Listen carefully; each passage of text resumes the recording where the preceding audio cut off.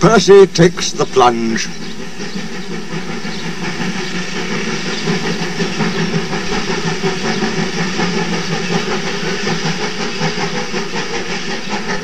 Sometimes Percy takes stone trucks to the other end of the line.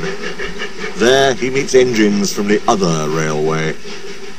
One day, Henry wanted to rest in the shed, but Percy was talking to some tank engines. "It was raining hard. Water swirled under my boiler.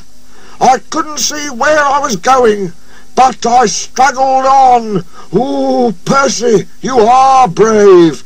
"Well," said Percy modestly, "it wasn't anything really. Water's nothing to an engine with determination." "Tell us more, Percy," said the engines. "What are you engines doing here?" hissed Henry. "This shed is for the Fat Controller's engines. Go away." "Silly things," Henry snorted. "They're not silly." Percy had been enjoying himself. He was cross because Henry had sent them away. "They are silly, and so are you.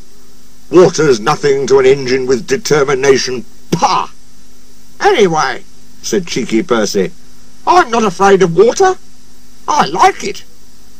He ran away singing, "Once an engine attached to a train was afraid of a few drops of rain." Percy arrived home feeling pleased with himself. "Silly old Henry," he chuckled. Thomas was looking at a board on the quay. It said, "Danger."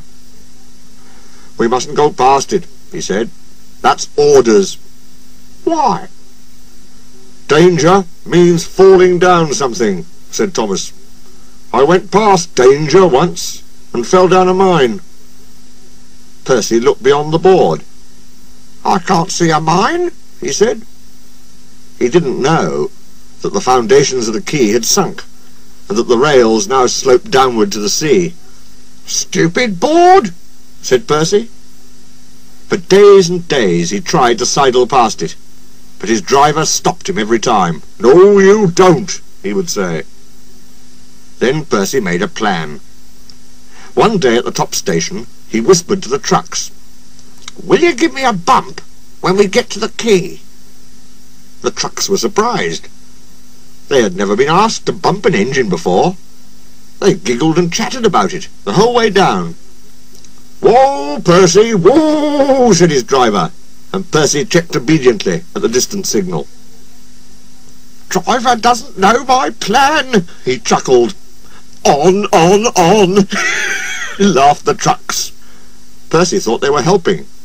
"I'll pretend to stop at the station, but the trucks will push me past the board. Then I'll make 'em stop. I can do that whenever I like." If Percy hadn't been so conceited, he would never have been so silly. Every wise engine knows that you cannot trust trucks. They reached the station, and Percy's brakes groaned. That was the signal for the trucks. Go on," they yelled, and surged forward together. They gave Percy a fearful bump, and knocked his driver and fireman off the footplate. "Ow!" said Percy, sliding past the board. The day was misty, the rails were slippery, his wheels wouldn't grip. Percy was frantic. "That's enough," he hissed. But it was too late. Once on the slope, he tobogganed helplessly down, crashed through the buffers, and slithered into the sea. "You are a very disobedient engine." Percy knew that voice. He groaned. The foreman borrowed a small boat and rowed the Fat Controller around. "Please, sir, get me out, sir. I'm truly sorry, sir." "No, Percy, we cannot do that till high tide. I hope it will teach you to obey orders." Yes, sir." Percy shivered miserably. He was cold. Fish were playing hide-and-seek through his wheels. The tide rose higher and higher. He was feeling his position more and more deeply every minute. It was nearly dark when they brought floating cranes, cleared away the trucks and lifted Percy out. He was too cold and stiff to move by himself. So he was sent to the works next day on Henry's goods train. Well, chuckled Henry. Did you like the water? No. I am surprised. You need more determination, Percy. Water's nothing to an engine with determination, you know.